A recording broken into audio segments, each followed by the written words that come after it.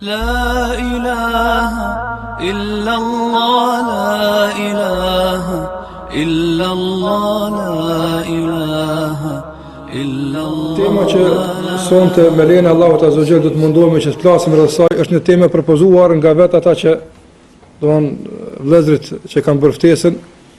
Është një temë interesante, ka të bëjë me një problem që muslimanët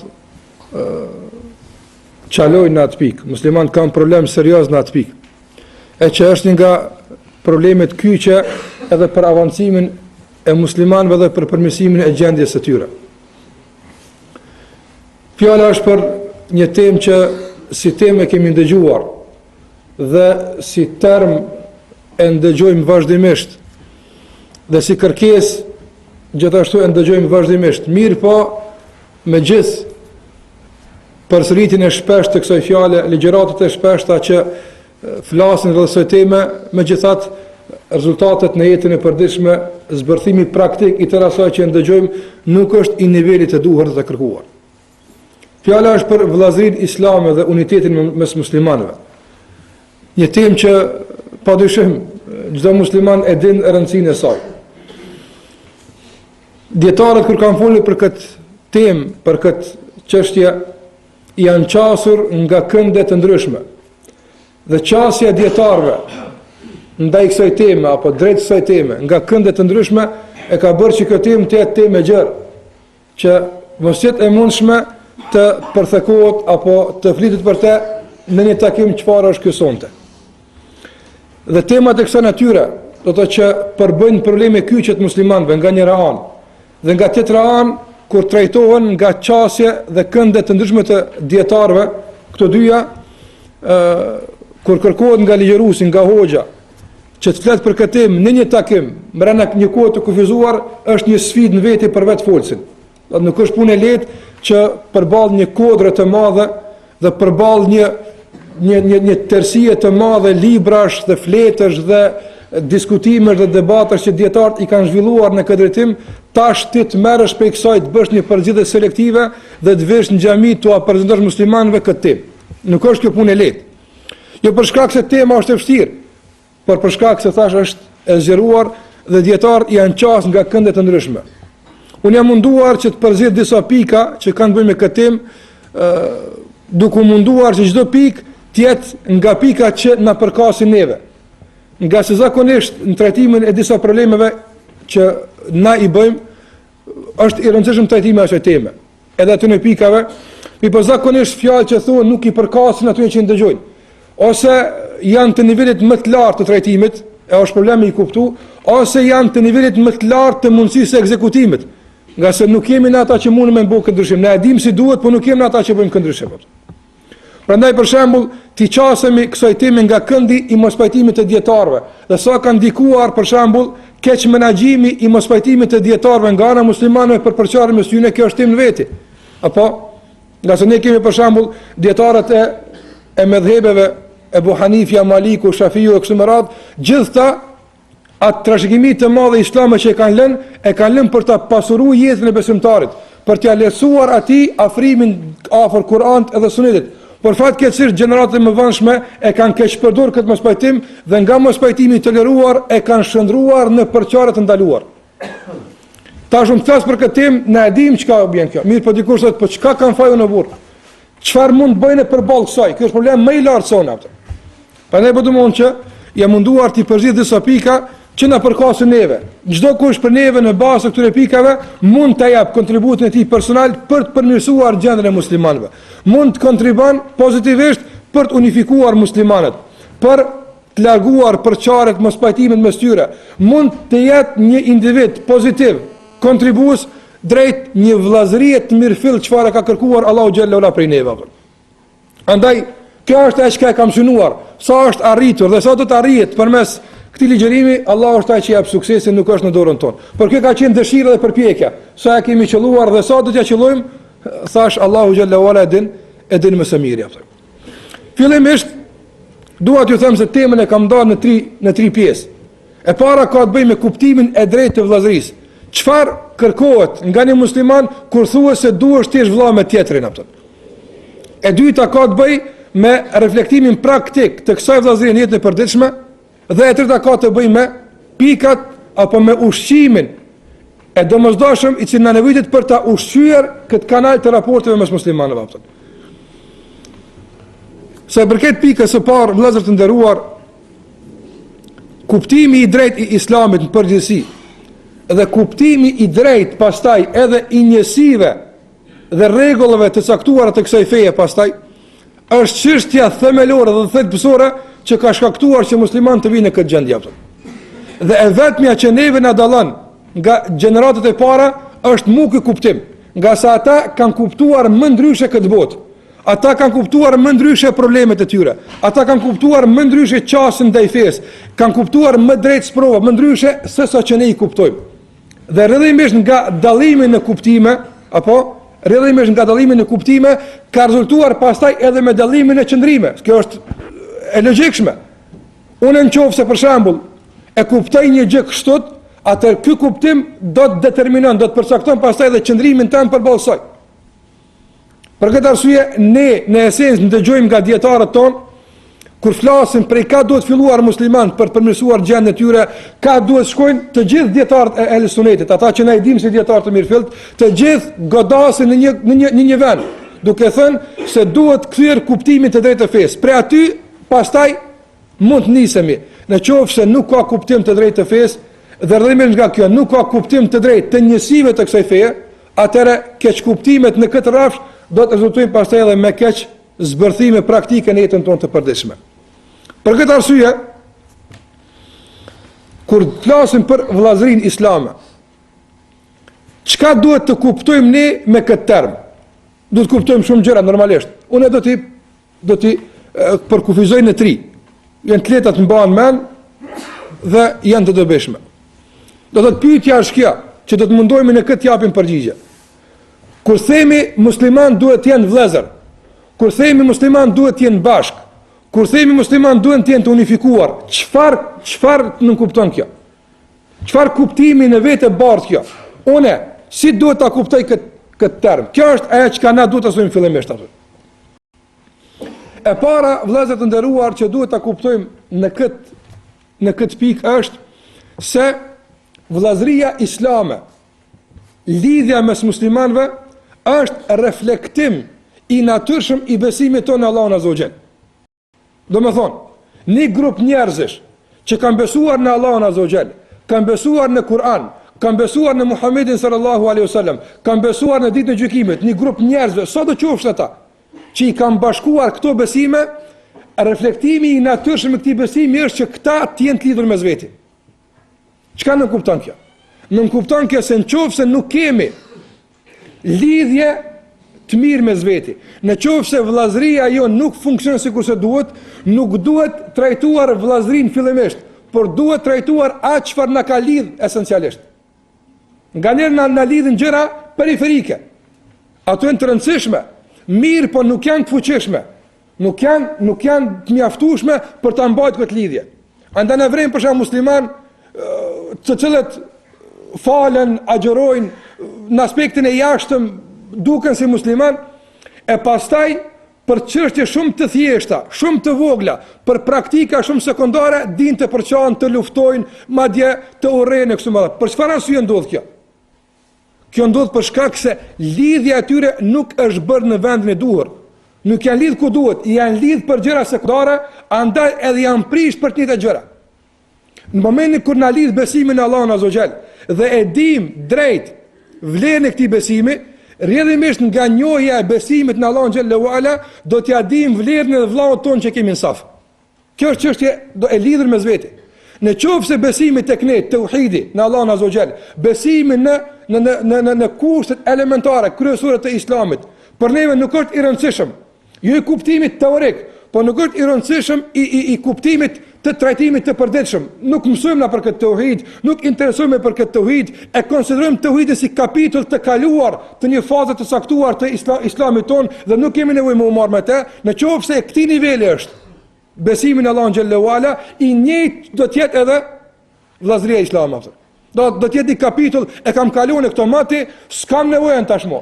E di që kam vëlla, vazhdojmë në jetën. Andaj të kuptojmë drejt këtë rregull të nderuar. Sa është më prezent besimi në jetën tonë, sa është më i rëndësishëm dhe më i shenjtë besimi në Allahun xhallahu ala në jetën tonë, do të reflekton me të njëjtën rësi të vllazërisë dhe raporteve mes neve.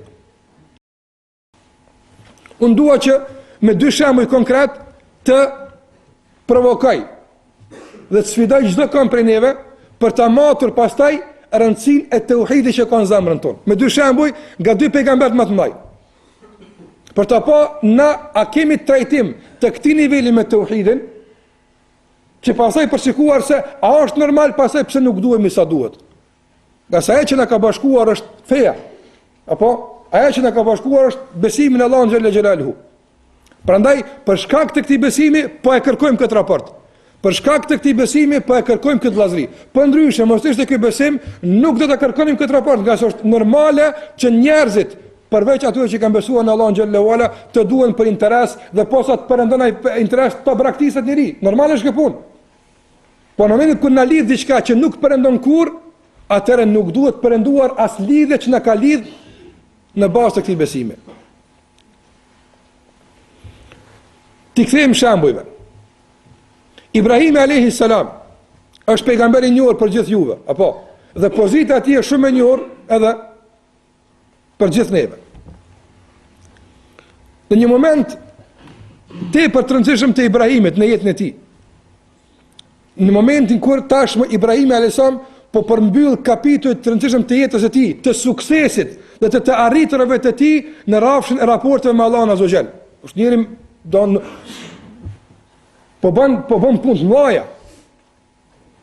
Një nga punët të mëdha që ka bëu Ibrahim alayhis salam është se ka braktisur apo familjen e tij, gruan e tij Haxherin, së bashku me të birrin e tij Ismailin, e ka braktisur një lugin të pabanuar në Qabe, nga se Allahu e kishte urdhëruar kështu. Për shkak të ndërtimit të Qabes dhe zhvillimeve të tjera që do të ndodhin më vonë. Kjo është sakrificë në vetë apo, nuk është punë e lehtë ta braktisësh gruan dhe fëmin në një vend që askush nuk ekziston. Nuk është askush, nuk ka ushqim, nuk ka pije, nuk ka banor, këtu lej. Pse po më lën këtu, nuk e di. Allahu ka thonë kështu. Kjo është sakrificë në vetë. Kjo është sakrificë në vetë. Dhe nuk po i lën për një javë, për 2 javë, po i lën derisa të jap Allahu letë kthehet. A do të jetë këndonjë herë nuk e din. Dhe kjo është sakrificë e madhe. Haxheri po vrapon pas tij. Po i thot, ku po na lën? Shiko këtë fushë. Ata që kanë provu për shembull atë teritorat e Arabisë e din po dolen shketin natën, edhe pse i sheh ditët e qytetit nuk ke guxim të rishi vetëm mua shketin. Edhe pse e sheh se në përsi ki qytetin. Para mendoj të rish shketir, grua pa burr me fëmijë të vogël dhe nuk sheh as kundrita. Terr, errësirë e plot. Nuk ka punë lehtë kjo me elon, vetë ta kthejmë pak, shikojmë këtë sakrificë. Po vrapon Haxheri pas Ibrahimit alayhis salam dhe po i thot, ku po na lën? Ku po na lën këtu? Ibrahim alayhis salam ka shikuar nga qielli. As ka folur. Atëra Haxheri ka kuptuar dhe i ka thënë, Allahu amaraka bi hadha. A Allahu të pas ka thonë kështu? Mur fund. Idhen la yudayyi'una. Atëra nuk na hub Zoti. Ku dush na? Pasi është me urdhën e Allahut azza wa jall, nuk do të humbim kudo që të jemi. Pasoj sakrificë, pasoj dëshmije të madhe të bindjes në Allahun xhallahu ala, është larguar pak Ibrahim alayhis salam nga familja e tij, i ka ngritur duar nga qielli. Vëllezër të nderuar, për cilën me vëmendje këtë ndodhi, këtë ngjarje. Çka po dën dëshmi më të madhe të besimit në Allahun azza xal se nga kjo familje? Çka duhet hala këta me bë për me dëshmuar se na besojmë në Allahun xhallahu ala? Çka duhet hala me bë? Një familje besimtare, një familje që ka dëshmuar me gjitha ato që ka mundet një njëri të dëshmon se beson bindshëm në Allahun xhallahu ala.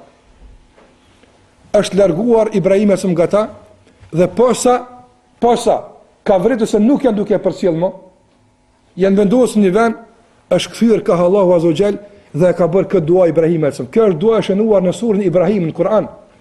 Nuk po thot Ibrahim alayhis, o Zot, rumi nga kjo, se mbroj nga kjo, jo japta. Në kulmin, që kjo është, prej tash fillon e rëndësishmja. Në kulmin e realizimit të tauhidit, dhe në kulmin e dëshmisë së besimit në Allahun azza wa jall, Ibrahimi alayhi salam i thot Allahut azza wa jall, wa junubni wa baniya an na'budu al-asnam. I thot Allahut azza jall, o Zot jam, më ruaj mua, më mbroj mua dhe bijtë e mi nga adhurimi i idhujve. Kjo është interesant. Ta bëjmë një provë vetës tonë. Prej kur jemi fut në islam praktikisht, deri më sot, sa herë i kemi thënë Allahut azza jall, o Zot, na ruaj nga adhurimi i idhujve. As nuk na shkon mendja, nga se na këtë e konsiderojmë kapitull të harruar, na kemi frikë nga disa gjunahe në tonë, donë poshtë e lartë, majtë e djathtë, mirë po, se cënon ndonjëherë besimi jonë, se ka mundësi të gërvishet besimi jonë, se duhet të investohet në këtë tauhid, pakisa nga muslimanët e kanë kuptuar kështu aftë. Andaj rrëdhëmesh nga kjo, apo nga kjo parancë, pastaj kjo parancë është derdhur, apo dhe ka reflektuar pastaj edhe në raportet mes neve. Kjo është shumë normale.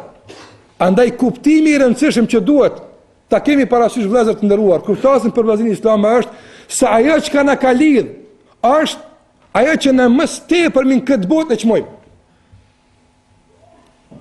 Nëse këtë kuptojmë, atëherë dhe mundohemi këtë ta zbërthejmë në jetën tonë të përditshme. Për shembull, të gjithë janë njerëz, edhe ata që i ke afër, edhe ata që i ke larg, gjithë janë vëllezër, apo? Mirë, po disa njerëz i ke shumë më të afërt. Apo dhe i ke si sytë e ballit. Dhe për ta jenë gjendje tërë çka ka në xhepin tënd, tërë çka ka në jetën tënde, tërë çka ka në kohën tënde, tërë çka ka në mundësitë tuaja, jenë gjendje ti sakrifikosh për te. A ka këso njerëz në jetën juaj? Po, ka. Pse për këtë bën këtë çështje, këtë sakrificë, ndërsa për tjetrin nuk e bën? Dy të njerëz kanë dy sy, kanë hund, për çfarë arsye? Pse dallon mes tij dhe mes atij? A nuk janë gjithë njerëz? Bën dallimin për shkak të asaj që ka të lidh me te.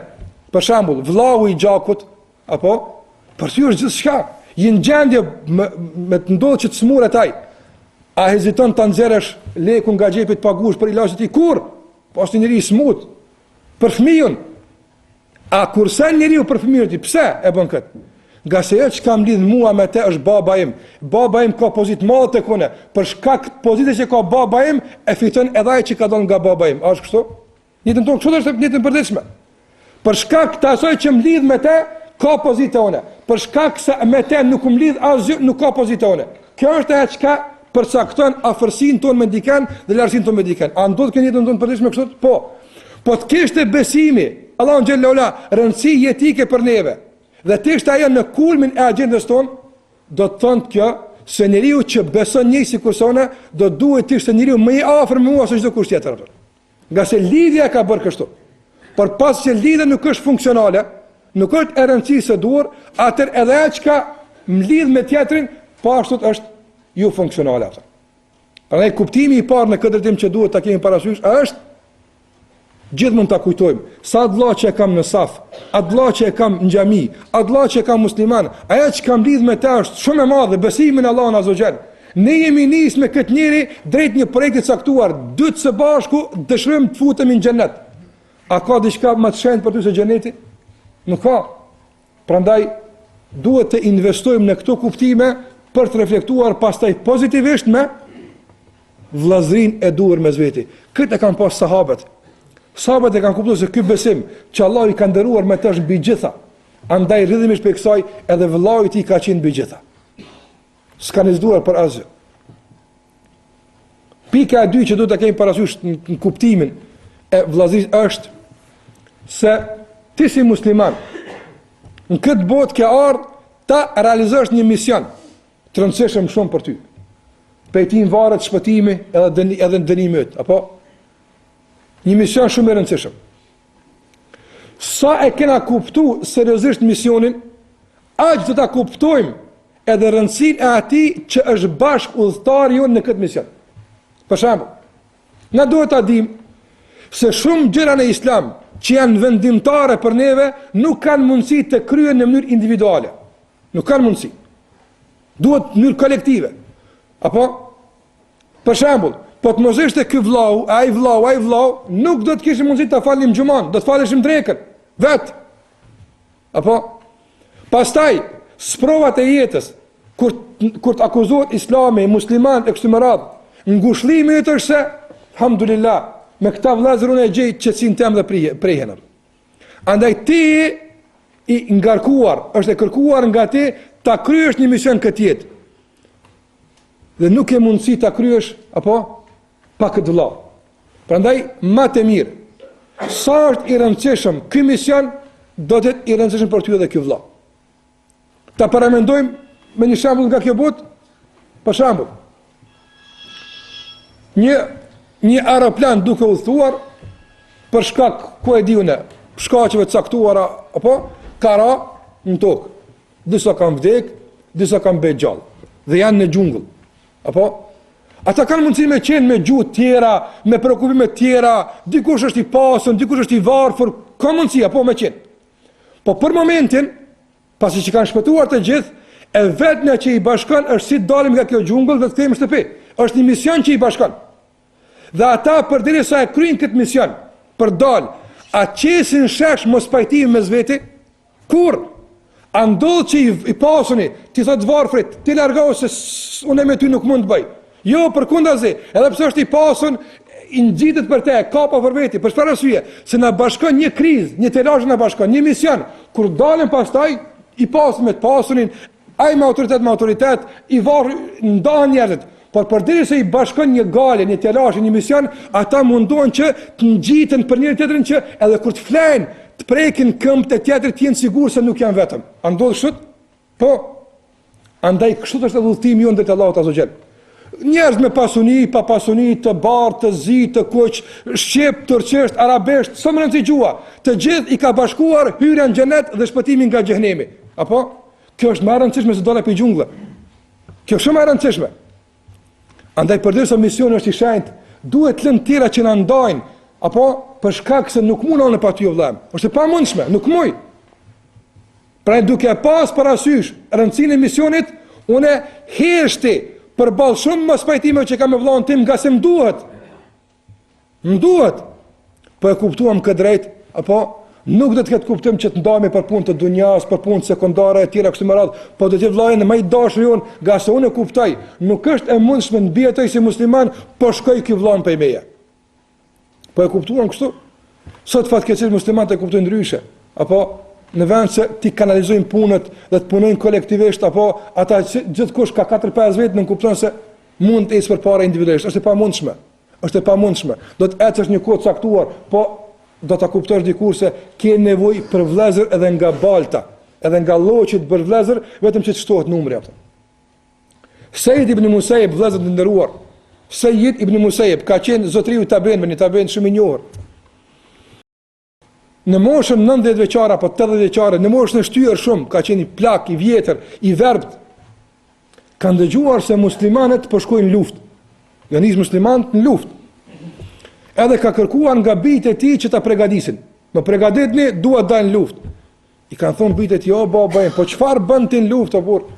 Po ti je pengesë për ata. Nuk ke mundësi të kontribuosh, je i vjetër." Ka thënë, "Unë kërkoj nga ju që të përgatitni. Çfarë bëj unë është punë ime." Ka dalë në radhë muslimanëve dhe i kanë thënë, "O hoqë, ka qenë dietar i madh. Po çfarë bën ti këtu, je plak? Rrin shtëpi atje." Ka thënë, kjo është kuptimi vëllazër. Kjo është kuptimi i misionit të përbashkët. Ka thënë ky dietar i madh, "Unë nuk mund të hedh shtizë, është e vërtetë kjo. Unë nuk mund të kacafytë me armikun në radhë të para, është e vërtetë edhe kjo, nuk mos llogaritin nga unë në këtë pikë. E çfarë mund të bën ti atëherë?" Ka thënë, "Unë mund të shtoj numrin e muslimanëve që kur shikojnë nga larg, ata nuk dinë unë jam plak, a nuk jam plak, apo jam i vert, a nuk jam i vert. Ata shohin një musliman më shumë, kjo është për mua mjaftueshme ato. Të kontribuojnë këtë mision të muslimanëve përpara ato. Në çdo kush ka mundësi të bën diçka. Dhe nuk duhet të nënçmuar punën e askujt. Muslimanët përpara në projektet e tyre, qofshin të luftës apo të paqes, kanë pas njerëz të ndarë. Dikush ndoshta s'ka pas mundësi të kontribuon me pasuri. Ndokush ndoshta nuk ka pas mundësi të kontribuon me dituri. As me asgjë. Me çka ka kontribuar? Ka kontribuar me devotshmërinë e tij. Është mjaftuar që me ja dëgju Allahu duhet me bëu dhe Allahu me ndihmu muslimanë për shkak të tij ato. Kështu që bën një musliman i vjetër, ishte bashkangjitur muslimanëve në karavanën e luftës. Dhe kur ishin ardhur tek mejdani i përplasur dhe kacafytës me armikun, kishte dalë ky njeri para komandantëve të ushtrisë, kishte thënë kështu të vëllezër ato. Kishte thënë, sot ju garantoj me lejen e Allahut Azza wa Jall se nuk do të mboshteni së pakun nga ana ime, nga se unë kam investuar në këtë luftë tek Allahu Azza wa Jall me 4000 hatme për mbyllje të Kur'anit apo. Unë nuk di me gjyqtiz, por unë kam bë 4000 hatme dhe shpresoj tek Allahu që kam një derë të hapur, po i çova durt ju ndihmon Allahu Xhalla Xhelaluhu. Misioni për bashkët. Çdo kush bën diçka, për çdo kënd ka vend tek ne.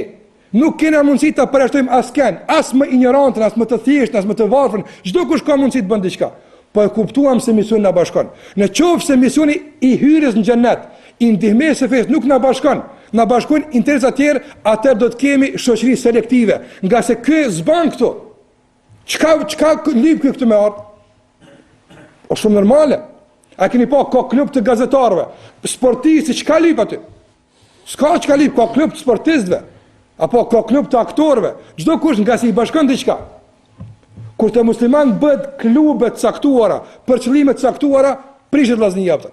Në momentin kur ne dëshirojmë xhenetin tek Allahu xhallahu ala, atëherë ne kuptojmë aq çfarë na ka thënë pejgamberi sa inma tunsaruna bi du'afaikum, juve ndihmon Allahu xhallahu ala për shkak të grave, e të fëmijëve, të pleqve, jo për shkak të fuqisë së juaj. Për ta ngritur nivelin e respektit të ndërsjellët mes muslimanëve, për të kuptuar se ndoshta një plak i vjetër në xhami që ka kaluar vite e vite duke u fal për Allahun Azza wa Jall, apo ka mundësi të jetë më i vlefshëm se shumë të tjerë që bin parë për syje për faqe ato. Atë na e çmoj. Sikur se ka thonë pejgamberi sallallahu alaihi wasallam, nga respektimi ndaj Allahut, shikoni vëllezër, nga respektimi ndaj Allahut është respektimi i plakut musliman ato. Se e ka lidhur këtë punë ato. Nuk kemi një mekanizëm përjashtues. Nuk e përjashtojmë askën. Çdo kush që është musliman ka vend tek ne. Kur ndodh kjo? Kur na bashkon misioni dhe rëndësia e tij, kur e kuptojmë tamam çka po dojmë dhe e kuptojmë se nuk kemi mundësi me çaste selektive, e as me klube selektive ta bëjmë këtë, por çdo musliman do të ketë vend. Madje i varfër do të jetë ndoshta më i respektuar se sa i tjetri apo.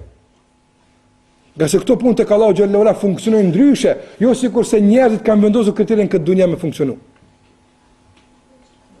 Dhe e treta që ka të bëjë me kuptimin vëllezër të nderuar është se Allahu xhalla xhelaluhu kur ka përmendur lidhjen mes muslimanëve, ja ka vendosur një emër. Cili është ai emër? Ka thonë innamal mu'minuna ikhwa. Me të vërtetë muslimanët janë vëllezër. Nuk ka thonë janë shok, janë miq, janë të afërt, janë të dashur, s'ka thonë kështu. Ka thonë me të vërtetë muslimanët janë vëllezër. Çka nuk kupton kjo? Kjo nuk kupton se po e kuptuam këtë drejt, po e kuptuam se këtë që kam këtu e kam vëlla. Vëlla që më ka vëllazuar me te Allahu Azza wa Jall. E kush është më i fortë? Ajo që të ka vëllazuar me ty, me te baba yt, apo me atë që të ka vëllazuar Zoti i babës tën? Cila është më e lidhur? Patyshim se Zoti është më i fortë. E Zoti është më i fortë. A është më i fortë ajo që të ka lidh përmes Zotit apo ajo që ka lidh përmes tokës? Cila është më e fortë? Përmes Zotit. Kjo teorikisht a funksionon kështu në jetën e përditshme? A bën për vëllaun në saf që e ke, të njëjtën që e bën për kushëririn, mos thon për vëllaun apo djalin e migjës. Kushëririn e larg që e ke, a bën të njëjtën? A ndin kur të ndodh kushëriri tënd, ndoshta nuk është që fare, po ke kushëri, i ndon një problem, a bashkëjeton me këtë problem të ti njëjtë sikur me atë të një muslimani që falesh së bashku me të në saf dhe prej këmbët e tij me tuat? Nuk na ndodh kjo, për çfarë arsye? Për shkak se këtë vëllezër që Allahu na ka thënë nuk e kemi të freskët vazhdimisht në kokat tona. Këto janë tri kuptime vëllezër të rëndësishme që ne duhet të kemi parasysh vazhdimisht kur të flasim për vëllazërinë e Islam. Pa këto kuptime, çdo sa pasaj mbi këtë është problem e ndërtuar. Pa këto kuptime, kuptimin e besimit, do rëndësia ajo që mund të bëjë një rezume. Kuptimi i vëllazërisë islame ndërtohet në tri shtylla. Kështu po e quaj. Kuptimi i vëllazërisë islame dhe i unitetit mes muslimanëve ndërtohet në tri shtylla. Rëndësia e besimit, apo rëndësia e besimit, rëndësia e misionit dhe rëndësia e martimit. Çfarë ka martuar Allahu xhallahu ala? Këto trija mbi to ndërtohet kuptimi i vet i vëllazërisë islame. Rëndësia e besimit, rëndësia e misionit dhe rëndësia e martimit. Këto trija janë ato që mbi to ndërtohet fuqimisht kështjella dhe ndërtesa, quaj si të duash, e vllazërisë dhe e unitetit mes muslimanëve. Po e kuptojmë të drejt, çfarë ndodh me neve atëherë? Si mund ta dim ne se po ndodh një përmirësim i mirëfillt në raportet mes muslimanëve? Mund ta bëjmë këtë, po e përmeni shkurtimisht do pika nga se edhe koha me siguri është e ngushtë. Reflektimi i parë vëllezër, barometri i brendshëm që sinjalizon se ne jemi duke shkuar drejt unitetit, drejt vllazërisë së mirëfillt, drejt kuptimit të drejtë të vllazërisë, cili është i pari? Është të fillojmë të përjetojmë ëmbëlsinë e adhurimeve. Kur të falësh, të ndihesh pothuajse je në xhenet. Kur agjërosh, bësh dhikr. Po çfarë ka lidhje vllazëria me këto? Ka lidhje, nga se i ka lidh kështu Muhamedi sallallahu alaihi wasallam. A nuk ju kujtohet hadithi që ka thënë Muhamedi sallallahu alaihi wasallam, thalathun man kunna fihi wajada bihinna halawat al-iman. 3 gjëra kush i ka, përmes tyre do ta shijon ëmbëlsinë e adhurimeve ato. Çfarë ato? E para që Allahu dhe dërguari i tij të jenë më dashur të kaj, kjo është normale. E dyta, ta dën dikën për hir të Allahut. Do të thotë, kur unë e du dikën për Allahun, si e kuptoj se po du për Allah? E kuptoj se namazin ka pësu përmirësime, agjërimim, dhikriem, unë tash ndryshe, nga se kjo është problem i drejt për det nga ana e Allahut, për shkak se ti po e dëni vëlla musliman sikur se duhet. Kjo është argument që ka thënë pejgamberi. Sa ndëgjoj musliman vinë hoxh, po falen, po nuk po mojt të përqendrohem si duhet, bëj dhikr, më fluturojnë me dikun, apo kjo është dënim për shkak të keqpërdrimit të raporteve mes muslimanëve. Andaj, kur të duhemi, e adhurimin dhe Allah Gjelle wa Ala fillon të ketë shije, ëmbëlsirë. Kjo është reflektimi i parë interesant i kësaj pike. E dyta është se do të na dënë Allahu Azza wa Jall. E kur të na dënë Allahu Gjelle Gjelaluhu, do të adojmë ne pastaj atë dashuri reale. Ka thënë pejgamberi sallallahu alajhi wasallam se Allahu ka thënë wajabat mahabbati lil mutahabbin fiya. Allahu Gjelle wa Ala thot është bërë e obligueshme, e pashmangshme dashuria ime ndaj atyre që duan për hir të Allahut Azza wa Jall. Po na dashti Allahu Gjelle wa Ala, çfarë ndodh vëllezër kur na dën Allahu Gjelle wa Ala?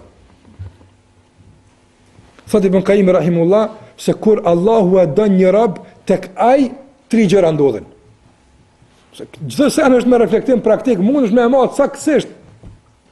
3 gjëra ndodhin për atë që e dën Allahu atë. E para, thot Ibn Qayyim, lirohet nga komplekset. E rëndësishme është për të praktikon ato që Allahu ka thënë. Nuk e ngarkon praktikën me komplekse, na pan, na falën, na shkruan, sa është e rëndësishme më kjo punë.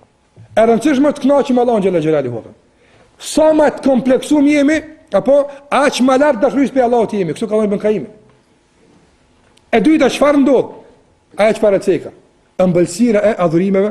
Dhe e treta, thotë Ibn Qayyim rahimullah, në qoftë se Allahu na don, atëherë dashuria e tij që derën mbi neve, që do të nxit dashurinë tonë reale ndaj tij, do të bën që me kënaqësitë të kalojnë sprovat. Sikur se ka thonë poeti arab, a nuk e ke pa Bilalin që duke u dënuar është duke u kënaq?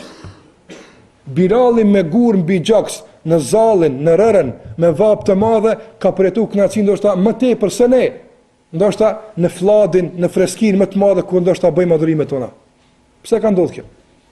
Nga se dashuria ndaj Allahu xhalla wala kur prek zemrën do kujt, atëre ai dehet në kuptimin pozitiv. Dhe kur njëri të japet anestezioni për operacion, ti mund ta presh, apo ti mund të bësh çfarë duash, mirë po, a ndëgjon të lidh në pejti? Jo. Nga se është i derë. Prek e tash më kudush. Ndërsa neve me na prek një thua, ankohemi, wallahi vështirë fen me praktiku, vështirë me bo biznes pa kamat, vështirë automat. Po, hala ende s'ta kanë prek mirë, veç në kanë thonë se ka mundësi me u prek, ndëgjën musliman duke kalkuluar, e tash si të shkurtoj këtë, si të bëj këtë, planet do si të fillon automatikisht të bën sistemim dhe selektim praktikën e fesë. Hala pa prek, po na preku. Kjo për shkak të mungesës dashurisë ndaj Allahut xhallahu ala. Njeriu dikon sa më tepër e don, aq më tepër për të sakrifikon. Kjo rregull. Andaj këto reflektimet pozitive, që normalisht në çdo një pyetje ka serime, por po mundohem në nguti që bile spaku si pika dhe si titull ti përmendi që të shërbejnë për meditimin ton më të tjeshëm edhe kësaj teme të rëndësishme. Andaj kjo ka të bëjë me kuptimin, rëndësia e besimit, rëndësia e misionit dhe rëndësia e emërtimit. Po kuptuan këto drejt, po ngulitën këto drejt, do të reflektojnë me shimin e ëmbëlsirës së imanit, me mëshirën e Allahut Azza wa Jall dhe me dashurinë e Allahut xhallahu ala ndanive. Po na dashuri Allahu xhallahu ala do të reflektojmë me 3 gjëra, apo me largimin e komplekseve, me lehtësinë e kryes së adhurimeve dhe me ëmbëlsinë e tejkalimin mbi provat dhe mbi sfidat. Këtë janë pika mes vetë donë që kërkojnë padyshim shërim të madh. Mirë po shkoj tek pika e tretë dhe tek pika e fundit. Gjitha këto mund të dikosh hoxhen me rëndësi, janë të mira, janë shumë të bukura, janë shumë të kajshme, të mira të ndëgjohen, por si të arrihet kjo? Ne kemi mungesa në këtë rrafsh. Na mungon edhe kuptimi, na mungon edhe reflektimi ndoshta pozitiv i këtyre pikave që ne i përmendëm. Çfarë duhet bëjmë ne? Këtu është roli i çdo kujt prej neve. Çfarë mund bëjmë ne? Unë po i përmend shkurtimisht disa pika.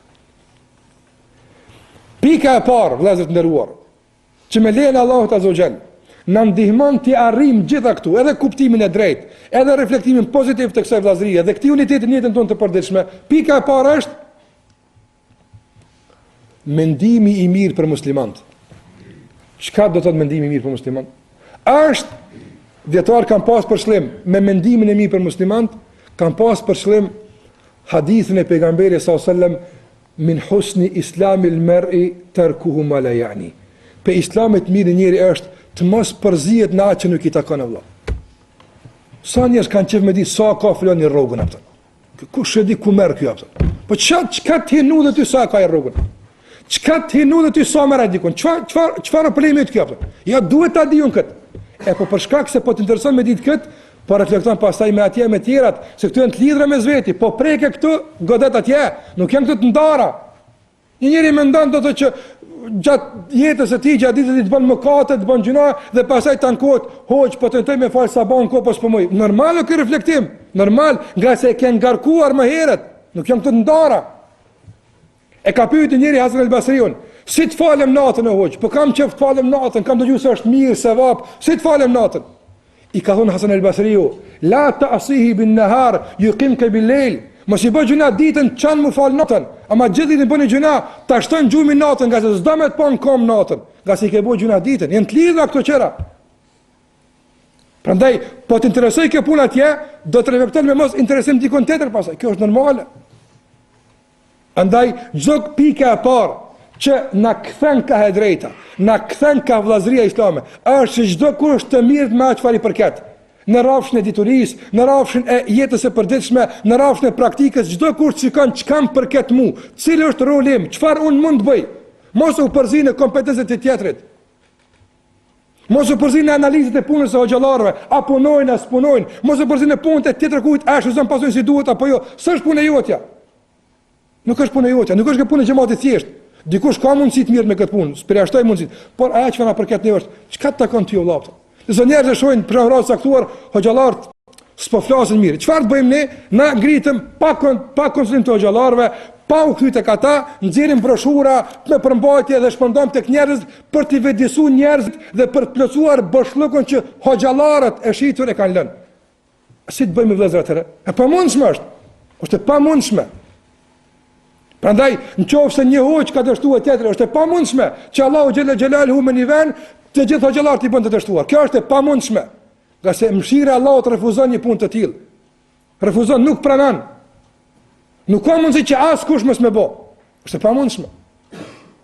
Ai përzihet të ky, haxhiu përzihet punë të mezini punë të hoxhës, ai punë të atij, po çfarë përket ju vllapta? Nësa me zizë musliman dëgjojmë filan dietari s'ka folë si duhet për Irakun e ky s'ka folë si duhet për atë tjetrën e, po kush të ka pyet ty sa kush ka folë mirë? Kush të pyet ty? Çfarë faktori je ti që të flas këtë punë? Po ishte faktor urnazot një, po si e faktor? Nuk më pengon mua ose atij pse dikush flet për këtë punë. Por e kam për frikë, nga se do të reflekton pastaj kohën që ai humb duke marrë me kët është në llogaritë të interesit të tij, do të ketë kohë më marrë me vetën e tij pastaj. Andaj ka thonë Imam Nevevi rahimullah te komenti këtij hadithe që e ceka, nga Islami i mirë i njeriu është të braktisë atë që nuk i përket. Ka thonë Imam Nevevi një rregull të artë, ka thonë atë që kemi trashëguar nga selefi në kuptimin e këtij hadithi është se kushdo që mirët me atë që nuk i përket, i ik ajo që i përket. Kjo rregull. Sa do të mirësh me atë që nuk të përket? 1 milimetër, 2 metra, kjo të problem është. Mirë po dije, sa do që të mirësh me atë që nuk të përket, nuk është punë jotja, do të reflektohet negativisht pastaj në braktisën e asaj që të përket. Kjo rregull. Andaj, hecë vëlla. Pëshire, ku mund është të me bo? A ka pa, unë s'moj me pushk, s'moj me shpat, nuk moj, unë me doa vëlla. Edhe kupton mirë, investa. Na sikur që kemi nevojë vëllezër, devotshmëria është padyshim çështje e kërkuar nga çdo kush për neve. Mi po ndërkohë për shkak të angazhimeve të caktuara është nuk ka mundësi të falet ta natën. Është normale kjo. Na kemi nevojë që dikush që spunon, s'është i angazhuar, ka mundësi të plan deri në drek, ka mundësi me flajt. Ky thot unë nuk po i kundrejt musliman me këtë. Unë s'paku më se gjumin se kam problem, sa arrivo natën po falem namaz, që ky namaz të jetë kontributi pozitiv muslimanëve. Këtë përket ki mundësi këtë ta bësh. Unë s'ka mundësi këtë, po ka mundësi që duke larguar nga harami, ta investoj këtë largim nga harami tek Allahu xhallahu ala, që të bëj dua për hoxhallarët, Allahu t'i ruaj dhe i përmirëson. A ki mundësi këtë të ndihmosh? Ki mundësi. Bëne këtë për këtë. Kjo është e dobishme. Prandaj pika e parë që na ndihmon në realizimin e këtyre gjërave është kush? Mendimi i mirë, që nuk kupton të preokupuarit e çdo kujt me atë që përket. Respektimi i kompetencave. Kjo është e rëndësishme. Çdo kush të respekton kufinin që Allahu xhallahu ala ka vendosur. Në qoftë se kufini i tij lejon që të përmirëson është faktor, kjo është diçka tjetër. Mirë, po mbozoj që shumica e neve e kupton shumë çfarë kanë për qëllim. E dyta që na ndihmon këtë temë është vëllezër nderuar mbyllja e derës së transmetimeve, apo.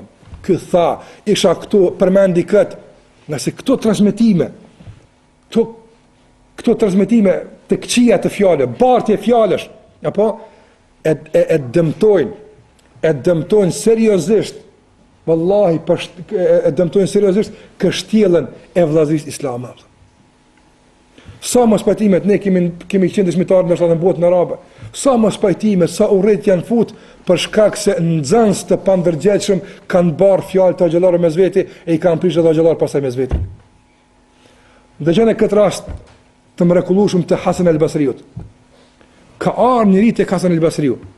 Edhe i ka thënë: "O hoxh, isha tek një hoxh tjetër dhe fliste për ty kështu, nuk la gjë pa thonë për ty."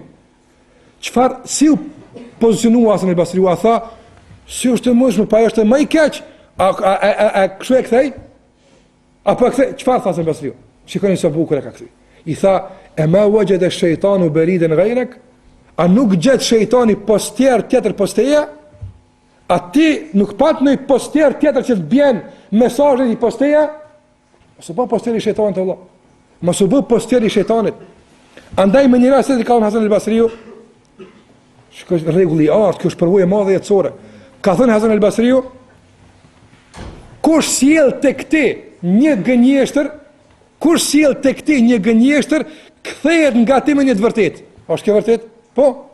Dikush vjen tek ti dhe thotë ka thon filani ti e kështu, ndoshta s'ka thon, është gënjeshtër. Ti thua, po ajo është edhe më i zi. Do thotë ka ardhur me një gënjeshtër e ke shpërblyj gënjeshtrin me një të vërtetë. Ti është e vërtetë se ke thon. A dhe nuk shpërblyet gënjeshtra me tjetër çka? Post mas fjalë me i thon se a nuk gjet shejtani poster tjetër. Ne shpërblejmë shumë fish gënjeshtrat, duke i shpërblyer edhe gënjeshtarët me besim në raport me dikën që njohim shumë kohë. Andaj të mbyllet dera thashë themeve, të mbyllet dera e transmetimeve të panevojshme, të mbyllet dera e fjalëve të kota, boshe, të pavërteta, që nxisin zjarrin e përçarjes mes muslimanëve. Çdo kush na e dim që për përmirësues mes muslimanëve është e drejtë edhe me gënjy. E mos flasim që ndjen të vërtetë me përmend. Jo në kuptimin negativ. Po më thon, valla nuk e di unë si nuk e ke punë mirë me të. Po unë sa kam drejt me të i flet mirë për ty Allah. Apo a nuk dikon ka që të zbutën zemrat? Pa dyshim se po. Për dhe njerë një hoqë kështë e i në gjami dhe kështë e pa gjematin duke u përqat, duke u përlak, kështë më ratë, dhe një i ri në vend se ti pajtonte, ti unifikante, i ndante dhe ma tepër. Thot kjo hoqë, thot e kapa për krahë dhe i thash, o djali mirë, në qofë se nuk kemi mundësi me i bashku, mos i ndaj së paku, mjaft janë të ndarë. A pak janë musliman të ndarë që ti ndajmë ende me fjale, me thashë thëmë, me fjallë boshe? Mjaft është kjo. Prandaj, mendimi i mirë, apo mbyllja komplete, hermetike, e dyrve të thashë thëmeve, dhe të bartim vetëm atë që i kontribon unitetit, jo atë që ka i kontribon ndamjes. Rregull, njëtën tonë të marrim.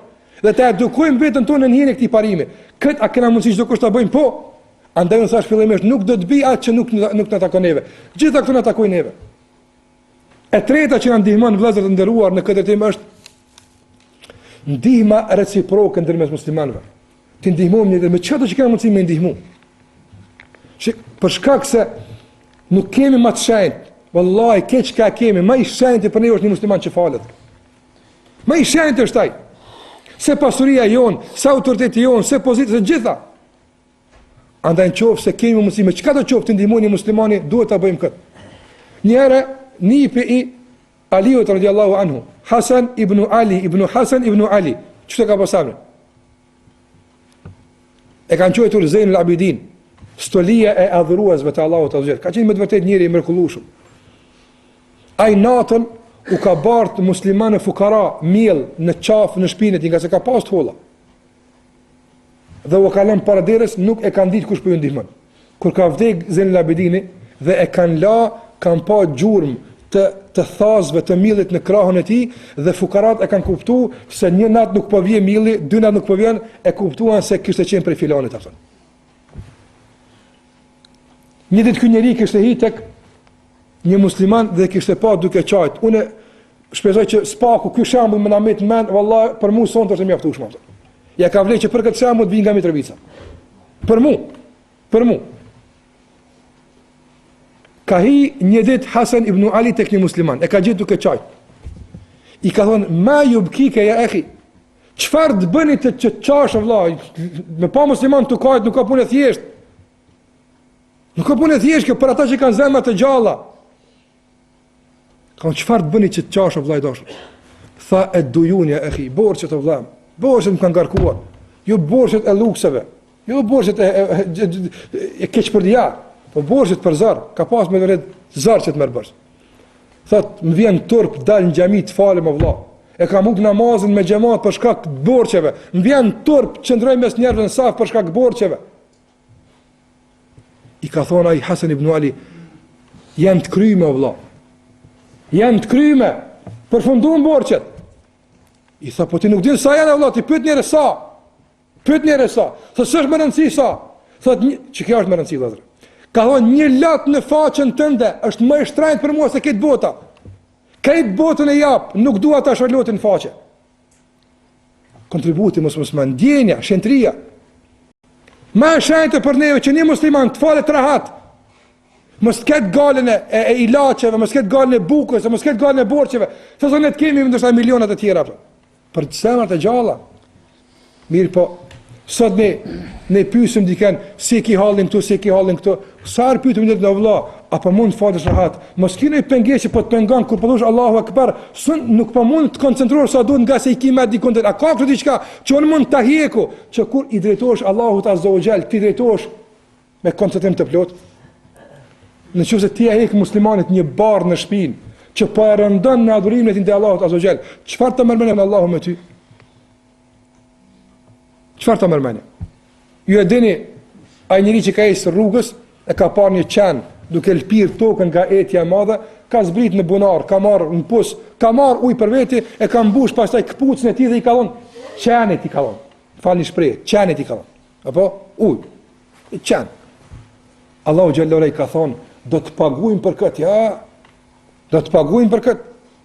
Nga sa Allah është e ka një shekur, falënderues, ti një mën robëve ti, të falëndran, të falënderit robi jam që i ndihmove.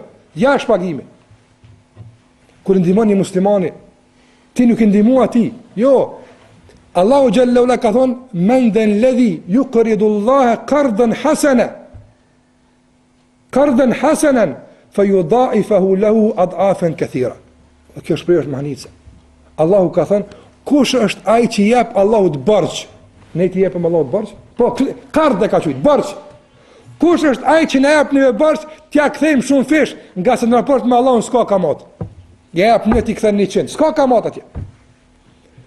Ndihmën që ja bën robit ti, ai e ka marrë përsi, borxh jemi është, unë ta kthej. A nuk ka thënë Allahu në hadithin kutsi, ditën e gjykimit, abdi, robi jam, kam qenë i smurë se më ke vizitu. Thot robi, o Zot, po si smuresh ti u anta Rabbul Alamin, ti je Zoti i gjithësisë. Thot ka qenë një rob jam i smut, po të kishe vizituar do të ngjeshe mu tek ai. Një rob jam i ka pas punë të keq. Pse? Më thon, Allahu i thot, abdi, kam pas nevojë për bukë, për pasuni, pse s'më japshe? Thot, ja Rab, antel ghani, ti panvarni i pasën, si u varfrove ti? Thot, ka qenë një i varfër që pat nevojë për parën e tuja, po t'ja jepsh atij do të ngjeshe tek ai. Kështu ti kuptojmë dhënjet, raportet mes muslimanëve. Mos të kuptojmë nëse japim dikujt se i kemi vënë mirë, jo, po të kuptojmë një shans të madhe, një derë të madhe që Allahu na e ka hap për të hi bërsh tek Allahu i mëdhenuar atë. Ka trokit një ditë një musliman në derën e dietari dhe ka thënë: "O hoj, wallahi jam zar, wallahi punë të keq i kam. A ke mundsi 2 grosh bërsh me më dhon?" Ja ka dhënë ai ka nxirr, ka thonë çesi ka pas punë mirë. Ka unë gjezak Allahu khajran, Allahu të shpërblev me të mira. Ka unë bel gjezak e ente, ty shpërblev të Allahu me të mira. Pse? Ka thonë nga se ty Allahu ti ka borë rës të dyja. Ti këshe marrë dikun, po elhamla që Allah më ka zgjidhë mu me t'i dhonë, jo atjetër në pëtën. Që ka qëfar kuptime më hnice. Andaj, aj që merë nuk poshtrohet, aj që ka nevoj nuk nënçmohet, për kundrazi, merë edhe është krenar të muslimantë. Kështu muslimant jepin. Shiko tjertë, i jepin, pastaj e përdhosin për toke. E përdhosin për toke, kështu tjertë jepin. Do sa ne jepim dhe e ruajmë muslimanin, nuk e përmendim, nuk e nënçmojmë, nuk e përbuzim, nga se nuk është problem ai, më rëndësishme se kemi qenë drejt tek Allahu xhalla xhelaluhu. Andaj ndihma reciproke, me çka do që kemi mundësi, ndihmojeni muslimanin. Kjo me të vërtetë do të na ndihmon dhe do të ushqen raportet edhe unitetin mes muslimanëve. Dhe pikat e tjera të shumta vëllezër që ulemat i kanë përmend, që flasin për këtë temë të rëndësishme. Mirë po, nuk e di. I treguam fillimisht qëllimi i cili ishte, që përmendi pika përmes të cilave çdo kush prej nesh do të ketë mundësi të aktivizohet praktikisht drejt ndërtimit të kësaj kërcile të rëndësishme. Përmes kuptimit apo i rezumit përgjithshëm në fund. Përmes kuptimit që ndërtohet në 3 pika: rëndësia e besimit, apo rëndësia e misionit dhe rëndësia e emërtimit. Kjo nëse kuptohet drejt, reflekton me shijimin e ëmbëlsirës së adhurimeve, me mëshirën e Allahut azza xal dhe me dashurinë nga ai. 3. Po na dashur Allahu xhallahu ala, fitojmë 3. Lirohemi nga komplekset, apo përjetojmë kënaqësi dhe ëmbëlsi të adhurimeve, dhe e treta, sfidat për neve nuk janë në poshtje, por janë aktivitet dhe kënaqësi. Këto mund të arrihen përmes 3 tjerave që i ceka. Apo e para mendimi i mirë, e dyta mbyllja e dyrave të thashëthemeve, dhe e treta ndihma reciproke mes muslimanëve. Këto janë të thjeshta të ndëgjohen, por nëse çdo kush punon i merr topika dhe i shndon në program praktik të përditshëm të jetës së tij dhe mundohet çdo ditë të vendos nga një shaj, sot kjo realizua, sot X, po më nke skamut, do kështu të marr vetën e tij. Unë mendoj se çdo kush punon do të shndrohet në individ të ndërgjegjshëm, një musliman të përgjithshëm, i cili e din se ka mundësi si individ të kontribuon në unifikimin e 1 miliard muslimanëve. Ka mundësi, ti ke mundësi me bë, po ti e unë çdo kush individualisht.